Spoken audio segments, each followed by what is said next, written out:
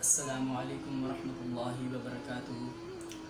اللہ رب العزت کا فرمان عالی شان ہے کہ جب مریض کی تعزیت کے لیے جاؤ تو دل کی نیت سے جاؤ، یعنی کہ جب تم مریض کی تعزیت کے لیے جا رہے ہو، جو شخص بیمار ہے اس کی تعزیت کے لیے جا رہے ہو تو اسی نیت سے جاؤ کہ اس کی تعزیت ہی کرنی ہے۔ یہ نہ سوچو کہ اس کے پاس اگر نہیں جائیں گے تو وہ ناراض ہو جائے گا یا مثلاً کوئی اور دیگر مسئلہ کھڑا ہو جائے گا۔ تو اگر جانا ہے تو صرف تعزیت کی ہی نیت کر کے جاؤ، اس کے علاوہ کوئی اور نیت سے جانا ہے تو مت جاؤ تو بہتر ہے۔ اسی طرح جو ہے حضور کریم صلی اللہ علیہ وسلم نے بھی فرمایا ہے کہ اللہ رب العزت جب کسی کو بیمار کرتا ہے نا تو اس کے پاس 2 فرشتے بھیجتا ہے اور ان فرشتوں سے کہتا ہے کہ جاؤ دیکھ کر آؤ، میں نے جو اسے بیماری دی ہے تو کہیں یہ میری کوئی شکایت تو نہیں کر رہا۔ تو اگر وہ شخص نیک ہوتا ہے نا تو وہ کوئی شکایت نہیں کرتا، اس کے پاس جو بھی آتا ہے نا وہ صرف یہی کہتا ہے کہ میرا رب ہے، مجھے بیماری دے، مجھے موت دے، مجھے جو کچھ بھی دے میں نے اسے قبول کرنا ہے اور اللہ مجھے جس حال میں بھی رکھے میں راضی ہوں۔ اسی طرح اگر شخص نیک ہوگا تو یہی کہے گا، یعنی کہ اللہ پر توکل رکھنے والا جو ہوگا وہ یہی کہے گا۔ تو اب جو ہے فرشتے اس سے مل کر یعنی اس کی باتیں سن کر جو ہے وہ اللہ کی طرف جب جائیں گے تو اللہ کے سامنے جب وہ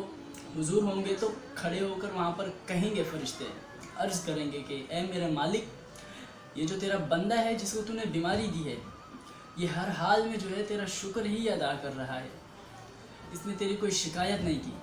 اس سے تو جو بھی ملنے آیا نا اس نے یہی کہا کہ میرا مالک ہے، مجھے جس حال میں بھی رکھے میں راضی ہوں، مجھے اس سے کوئی شکایت نہیں ہے، کسی قسم کی بھی کوئی شکایت بھی نہیں ہے۔ تو اسی طرح جو ہے اللہ تعالیٰ اپنے فرشتوں کو فرما دیتا ہے کہ اے فرشتوں گواہ ہو جاؤ، اگر میں اس بیمار کو جو ہے اسی بیماری میں شفا دے دوں گا تو اس کے پاس جو خون ہے اسے اس خون سے بہتر خون عطا کروں گا، اور اگر اس بیماری میں اسے شفا دوں گا تو اس کے پاس جو گوشت ہے اس گوشت سے بہتر گوشت اس کو عطا کروں گا،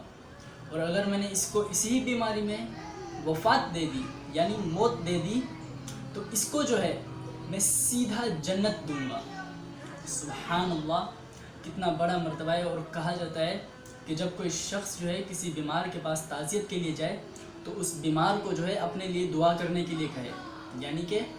جو بیمار کے پاس جاتا ہے وہی دعا کرنے کے لیے کہتا ہے، کیونکہ جو بیمار ہوتا ہے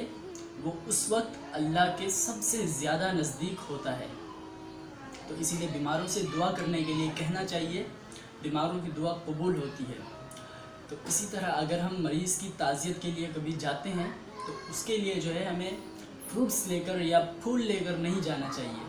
کیونکہ اگر ہم پھول لے کر جائیں گے تو وہ مریض جو وہ پھول کھا تو نہیں سکتا، پھول کھائے گا تو نہیں، یا پھر اگر اس کے پاس ہم فروٹس لے کر چلے جاتے ہیں تو فروٹس جو ہوتے ہیں اس میں کیلے ہوتے ہیں، مثلاً سیب ہوتے ہیں یا انگور ہوتے ہیں، انار ہوتے ہیں، جو بھی ہوتے ہیں، تو اگر اس کے پاس ہم فروٹ لے کر چلے گئے تو ہو سکتا ہے کہ اس کو جو ہے وہ ڈاکٹر نے منع کیا ہو کہ اس کو فروٹس نہیں کھانے، یعنی کہ کیلا جو ہوتا ہے وہ اکثر ایسا ثابت ہوتا ہے کہ وہ ریجس ہی کرتے ہیں جس کی وجہ سے بیماری اکثر بڑھ جاتی ہے۔ تو جو فروٹس میں سیب ہوتے ہیں تو وہ تو سخت ہوتے ہیں، وہ مریضوں کو اکثر جو ہے وہ ڈاکٹر روک دیتے ہیں کہ یہ جو ہے وہ معدے کے لیے صحیح نہیں ہوتے، تو آگے جو ہے وہ اچھی طرح سے یعنی کہ پاس نہیں ہو سکتا۔ تو اسی طرح جو ہے ہمیں فروٹس لے کر یا پھول لے کر نہیں جانا چاہیے مریض کے پاس۔ اگر ہمیں مریض کے پاس جانا چاہیے تعزیت کے لیے تو ایک لفافہ لے لیں، لفافے کے اندر آپ اپنے دل سے پوچھ کر جتنا رقم آپ دینا چاہیں، مثلاً 500 دینا چاہیں یا 1000 دینا چاہیں، 1500 دینا چاہیں، تو آپ اپنے دل کے ارادے کے مطابق جو ہے उस मरीज़ से ताज़ियत करते वक्त उसको लिफाफा दे सकते हैं और उससे ये कह सकते हैं कि भाई मैं आपके लिए फ्रूट नहीं लाया और ना ही मैं आपके लिए फूल लाया हूँ, क्योंकि फ्रूट्स जो है वो आप खाएंगे या नहीं खाएंगे, आपको डॉक्टर ने मना किया है या नहीं किया है, इसका जो है मुझे कोई इल्म नहीं था, इसलिए मैं फ्रूट्स नहीं लाया। और फूल जो है वो तो बस एक दिखावा होता है, वो जो है उससे मरीज़ को जो है कुछ भी हासिल नहीं होता। तो इसीलिए मैं आपके पास जो है वो लिफाफा लाया हूँ। तो इससे अगर आप चाहें तो अपनी दवाइयाँ ख़रीद सकते हैं या इसको जो है आप अपने किसी और नेक ख्याल में इस्तेमाल कर सकते हैं। अब ये रकम आपकी है। तो ये तरीका होता है मरीज़ की ताज़ियत करने का।